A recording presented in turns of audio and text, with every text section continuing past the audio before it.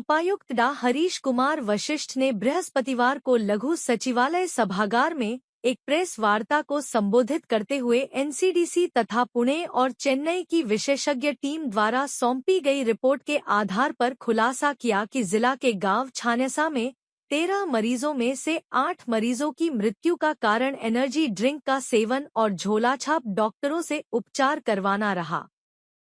जिला प्रशासन की ओर से एनर्जी ड्रिंक की जांच करवाने सहित 5 झोलाछाप डॉक्टरों पर एफआईआर दर्ज करवाई गई है और मामले की पूरी निगरानी और मॉनिटरिंग की जा रही है। उपायुक्त ने कहा कि जिला प्रशासन और स्वास्थ्य विभाग द्वारा किए गए बचाव कार्यों से गांव छानेसा में अब स्थिति पूर्ण रूप से नियंत्रण में है।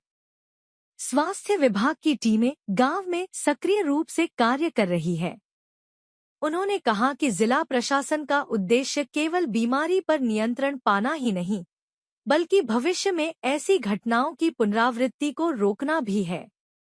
उन्होंने ग्रामीणों से सहयोग की अपील करते हुए कहा कि किसी भी प्रकार के लक्षण दिखाई देने पर तुरंत स्वास्थ्य शिविर या नजदीकी सरकारी अस्पताल में जांच करवाएं, ताकि समय पर इलाज संभव हो सके और बीमारी के फैलाव को रोका जा सके। उन्होंने कहा कि जिला प्रशासन द्वारा टीम बनाकर एनर्जी ड्रिंक व झोलाछाप डॉक्टरों के खिलाफ जांच अभियान चलाकर आवश्यक कार्यवाही की जा रही है।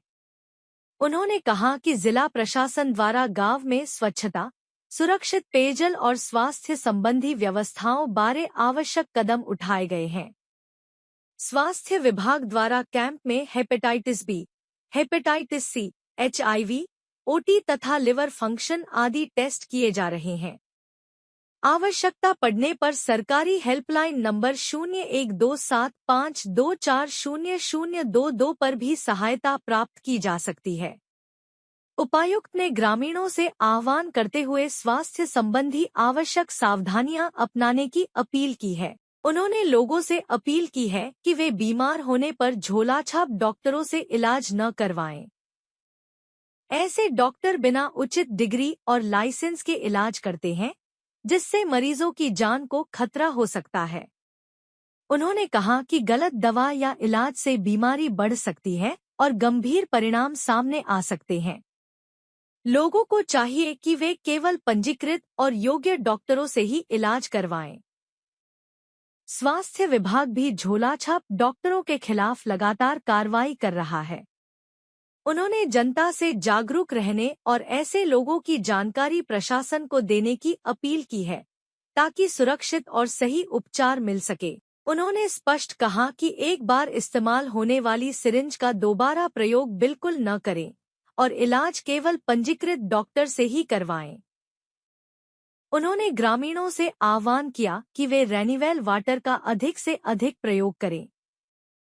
इस अवसर पर CTM प्रीति रावत, DRO बलराज सिंह डांगी, CMO डा सतेंद्र वशिष्ठ, DIPRO बिजेंद्र कुमार मौजूद रहे। इश्यू है जो छानेसा में जो आउटब्रेक हुआ था, वहाँ पे लगातार डॉक्टर्स की टीम उस एरिया में है। डिस्ट्रिक्ट एडमिनिस्ट्रेशन की CMO साहब का पूरा स्टाफ वहाँ काम कर रहा है। इसके अलावा अभी वहाँ national institute of virology Pune की भी टीम आई हुई है और एक चेन्नई से भी टीम आई हुई है। National centre for disease control की टीम लगातार वहाँ काम कर रही है। पीछे एक डेथ और उसमें और हुई थी, लेकिन जो national centre for disease control ने हमें जो इंटरिम रिपोर्ट दी है, पिछली प्रेस कॉन्फ्रेंस में आप लोग पूछ रहे थे कि कॉज ऑफ डेथ क्या है, तो उसमें उन्होंने जो हमें रिपोर्ट दी है वो ये है कि जो 13 जो पेशेंट थे जिनकी 8 की डेथ हुई, वो और 5 जो क्रिटिकली जो इल थे, उन सबको का एक हिस्ट्री उनको मिली कि वो जो कैफिनेटेड ड्रिंक्स है वो बहुत ज्यादा पी रहे थे और उनमें से काफी लोगों ने जो क्वैक्स हैं, जो झोलाछाप जो डॉक्टर जिनको हम बोलते हैं, उनसे ट्रीटमेंट भी लिया था।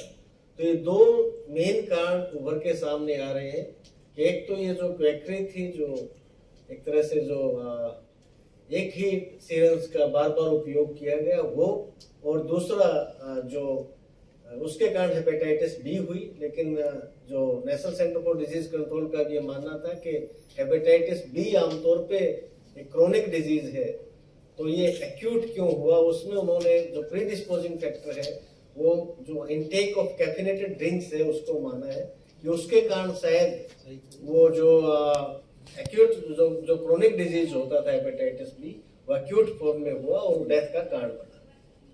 तो ये इंफॉर्मेशन आपसे शेयर करनी थी और आपके माध्यम से मैं सभी लोगों से भी निवेदन करता हूं कि किसी भी क्वैक से कोई कभी भी इंजेक्शन ना लगवाएं और ये भी सुनिश्चित करें कि हमेशा नई सिरिंज और नीडल का ही उपयोग हो।